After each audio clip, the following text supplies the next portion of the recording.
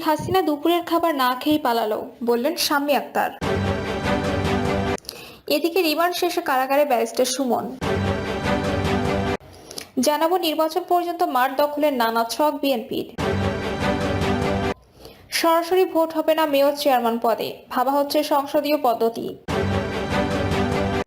এবং সর্বশেষ জানাবো ব্যাটারি চালিত রিকশা ইস্যুতে যা বললেন স্বরাষ্ট্র উপদেষ্টা। শুনছিলেন সংবাদ শিরোনাম, এবারে বিস্তারিত। শেখ হাসিনা দুপুরের খাবার না খেয়ে পালান, বললেন শাম্মী আক্তার। কেন্দ্রীয় বিএনপির সহ সমবায় বিষয়ক সম্পাদক এবং হবিগঞ্জ জেলা বিএনপির ভারপ্রাপ্ত আহ্বায়ক সাবেক এমপি শাম্মী আক্তার সিপা বলেছেন, বিএনপির ভারপ্রাপ্ত চেয়ারম্যানের সব মামলা প্রত্যাহার করে দেশে আনার ব্যবস্থা করে দিয়ে অনতিবিলম্বে দেশে জাতীয় সংসদ নির্বাচনের ব্যবস্থা করে দিতে হবে। তিনি আরো বলেন, গত ফ্যাসিস্ট আওয়ামী লীগ সরকার দেশে আয়নাঘর বানিয়ে অনেক মানুষকে গুম হত্যা করেছে। তারা সিলেটের কৃতি সন্তান এম ইলিয়াস আলীকে হত্যা করেছে। শেখ হাসিনার অত্যাচারের মাত্রা এতটাই বেড়ে গিয়েছিল যে গণরোষের ভয়ে তিনি দুপুরের খাবার না খেয়ে দেশ থেকে পালালেন। রিমান্ড শেষে কারাগারে ব্যারিস্টার সুমন। বৈষম্য বিরোধী ছাত্র আন্দোলনে হামলা মামলায় রিমান্ড শেষে সাবেক সংসদ সদস্য ব্যারিস্টার সৈয়দ সাইদুল হক সুমনকে কারাগারে পাঠানো হয়েছে। সকাল 7টার দিকে আদালতের নির্দেশে তাকে চুনারুঘাট থানা থেকে সরাসরি হবিগঞ্জ জেলা কারাগারে নেওয়া হয়। সেখান থেকে ঢাকা কেন্দ্রীয় কারাগারে নেওয়ার প্রস্তুতি চলছে। তিনি জানান, গত 21শে নভেম্বর চুনারুঘাট থানার উপপরিদর্শক লিটন রায়ের আবেদনের পরিপ্রেক্ষিতে হবিগঞ্জ আদালতে তার দুদিনের রিমান্ড মঞ্জুর হয়। চুনারুঘাট থানার পরের দুদিন জিজ্ঞাসাবাদ শেষে রোববার জুডিশিয়াল ম্যাজিস্ট্রেট কামরুল হাসানের আদেশে সরাসরি কারাগারে পাঠানো হয়েছে। প্রসঙ্গত, গত 16 জুলাই শাস্তাগঞ্জ নতুন ব্রিজ গোল চত্বরে বৈষম্য বিরোধী ছাত্র আন্দোলনের কর্মসূচিতে হামলার অভিযোগে গত 11 সেপ্টেম্বর ব্যারিস্টার সুমন সহ 97 আসামির নাম উল্লেখ করে প্রায় 200 জনকে আসামি করে মামলা হয়।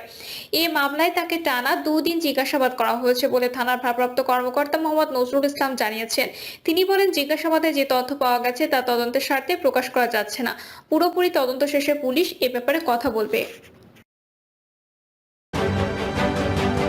নির্বাচন পর্যন্ত মাঠ দখলের নানা ছক বিএনপির। আগামী জাতীয় সংসদ নির্বাচনের আগ পর্যন্ত নেতাকর্মীদের নিরবিচ্ছিন্নভাবে মাঠে রাখার কৌশল নিয়েছে বিএনপি। নানা কর্মসূচির মাধ্যমে নেতাকর্মীকে ব্যস্ত রাখার পাশাপাশি নির্বাচনী রোডম্যাপ ঘোষণার দাবিতে সরব থাকবে দলটি। কর্মসূচির মাধ্যমে সাধারণ মানুষের আরও কাছাকাছি যাওয়ার উদ্যোগ নেওয়া হবে। এজন্য জন ইস্যুকে বেশি প্রাধান্য দেওয়া হবে। পাশাপাশি দলের আদর্শ, নীতি ও রাষ্ট্র সংস্কারে দেওয়া প্রতিশ্রুতি প্রচারের উদ্যোগও নেওয়া হচ্ছে।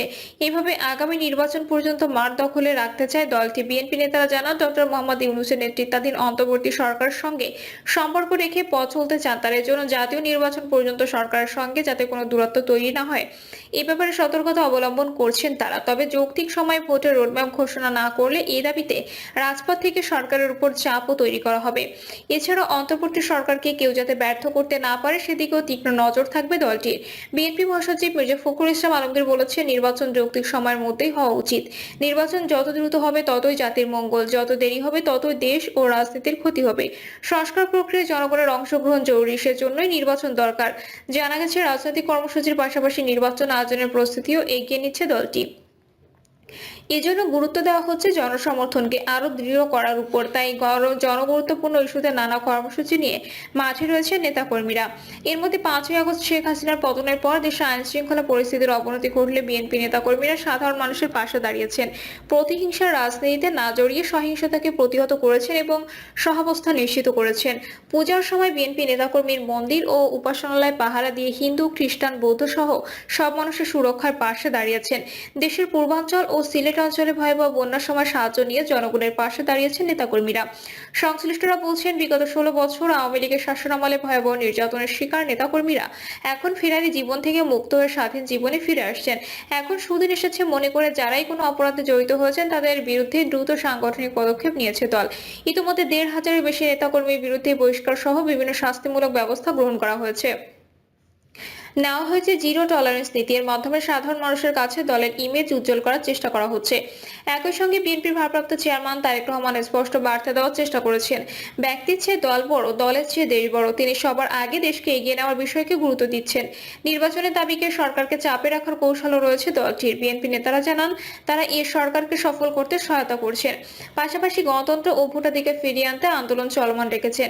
বিভিন্ন সভা, সেমিনার ও সমাবেশে সবার অংশগ্রহণে দ্রুত, অবাধ ও সুষ্ঠু নির্বাচন নির্বাচনের দাবি করেছেন। এসব কর্মসূচির উদ্দেশ্য সম্পর্কে জানতে চাইলে বিএনপির স্থায়ী কমিটির সদস্য সালাউদ্দিন আহমেদ বলেন, লুণ্ঠিত ভোটাধিকার ফিরিয়ে আনা ও জনগণের ম্যান্ডেট নিয়ে সত্যিকার গণতান্ত্রিক বাংলাদেশ প্রতিষ্ঠা করাই আমাদের অগ্রাধিকার। দলটির সিনিয়র যুগ্ম মহাসচিব রুহুল কবির রিজভী বলেন, অবাধ ও সুষ্ঠু নির্বাচন করতে বেশি সময় লাগার কথা নয়।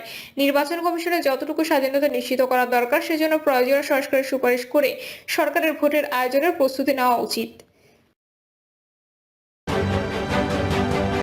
সরাসরি ভোট হবে না মেয়র চেয়ারম্যান পদে, ভাবা হচ্ছে সংসদীয় পদ্ধতি। জাতীয় নির্বাচনের মতো স্থানীয় সরকার নির্বাচনেও সংসদীয় পদ্ধতির কথা ভাবছে নির্বাচন ব্যবস্থা সংস্কার বিষয়ক কমিশন। এই পদ্ধতিতে সিটি কর্পোরেশন, পৌরসভা, ইউনিয়ন পরিষদ এসব স্থানীয় সরকার নির্বাচনে ভোট হবে সদস্য বা কাউন্সিলর পদে। সদস্য বা কাউন্সিলর পদে নির্বাচিত হওয়ার পর আগ্রহীরা মেয়র বা চেয়ারম্যান পদের প্রার্থী হতে পারবেন এবং কাউন্সিলর বা সদস্যরা তাদের নির্বাচিত করবেন। নির্বাচিত হওয়ার পর মেয়র ও চেয়ারম্যানরা জবাবদিহি করবেন কাউন্সিলর বা মেম্বারদের কাছে। কাউন্সিলর বা মেম্বারদের কাছে আস্থা হারালে মেয়র বা চেয়ারম্যানের পদ শূন্য হবে। তবে মেয়র চেয়ারম্যানের পদ হারালেও তিনি কাউন্সিলর অথবা মেম্বার থেকে যাবেন। এছাড়া সব স্থানীয় সরকার নির্বাচন একই আইনে এবং জাতীয় নির্বাচনের আগেই করতে চায় সংস্কার কমিশন। গতকাল নির্বাচন ভবনে নির্বাচন ব্যবস্থা সংস্কার কমিশনের অন্যতম সদস্য ও স্থানীয় সরকার সংস্কার কমিশনের প্রধান ডক্টর তোফায়েল আহমেদ সাংবাদিকদের কাছে এই চাওয়ার কথা জানান। তিনি বলেন, আমরা নাগরিক সমাজের সঙ্গে মত বিনিময় করেছি, সেখানে সবার অভিমত হচ্ছে স্থানীয় নির্বাচন জাতীয় নির্বাচনের আগে হওয়া উচিত, কারণ স্থানীয় নির্বাচন করার কারণে আমাদের কমিশনের সক্ষমতা বাড়বে, টেস্ট হয়ে যাবে। এছাড়া জাতীয় নির্বাচনের জন্য স্থানীয় পর্যায়ে যে সাপোর্ট দরকার হবে তা নিশ্চিত হয়ে যাবে। দেশে ইউনিয়ন পরিষদের সর্বশেষ নির্বাচনের সময়ও দেওয়া এক সাক্ষাৎকারে ডক্টর তোফায়েল আহমেদ স্থানীয় সরকার নির্বাচনের সংসদীয় পদ্ধতিতে করার পক্ষে যুক্তি উপস্থাপন করেছিলেন। সে সময় তিনি বলেছিলেন, আমাদের কেন্দ্রীয় বা জাতীয় সরকার হচ্ছে পার্লামেন্টারি বা সংসদীয়, কিন্তু স্থানীয় সরকার হচ্ছে প্রেসিডেন্সিয়াল বা রাষ্ট্রপতি শাসিত সরকারের মতো। এটা অসামঞ্জস্য। স্থানীয় সরকার হচ্ছে এক ব্যক্তি সর্বস্ব মেয়র বা চেয়ারম্যান নির্ভর। কাউন্সিলর ও সদস্যরা এখানে কেউ নন। মেয়র চেয়ারম্যান তাদের কিছু দিলে পাবেন, না দিলে পাবেন না। এই পদ্ধতি আমরা চালু করে রেখেছি। আবার এই পদ্ধতি এমনভাবে দলীয়করণ করে ফেলেছি যে অন্য কেউ এখানে আসতে পারবে না। আগে অন্য দলের মেয়র চেয়ারম্যানও থাকতেন, তবে একটা ভারসাম্য তৈরি হতো। এখন সে অবস্থা নেই। দলের বাইরে কেউ এসে গেলে তাকে অনেক সমস্যার সম্মুখীন হতে হচ্ছে। আমরা যদি পশ্চিমবঙ্গের কলকাতা সিটি কর্পোরেশন দেখি, সেখানে প্রায় 150 ওয়ার্ড আছে। মেয়র পদে সেখানে কেউ না সরাসরি নির্বাচন করতে পারেন না। মেয়র হতে যিনি আকাঙ্ক্ষা রাখেন তাকে আগে কাউন্সিলর নির্বাচনের অংশ নিয়ে নির্বাচিত হতে হয়। কাউন্সিলর নির্বাচনের পর নির্বাচিত কাউন্সিলররাই ঠিক করবেন তাকে কারা মেয়র করবেন। সেখানে দলীয় প্রতীকে কাউন্সিলর নির্বাচন হয়। যে হিসাবে যে দল সংখ্যাগরিষ্ঠতা পায় সে দল থেকে একজন মেয়র নির্বাচিত হন। সেখানে মেয়রের শক্ত বিরোধী দল পক্ষ থাকে। বিরোধী দলের নেতা সেখানে ডেপুটি মেয়রের মর্যাদা পান। কলকাতা সিটি কর্পোরেশনের সভা পরিচালনার জন্য কাউন্সিলরদের মধ্য থেকে একজনকে চেয়ারম্যান নিযুক্ত করা হয়। তার ভূমিকা থাকে আমাদের জাতীয় সংসদে স্পিকারের মতো। সেখানে কাউন্সিলরদের কাজ হচ্ছে মন্ত্রিসভার সদস্যদের মতো। তারা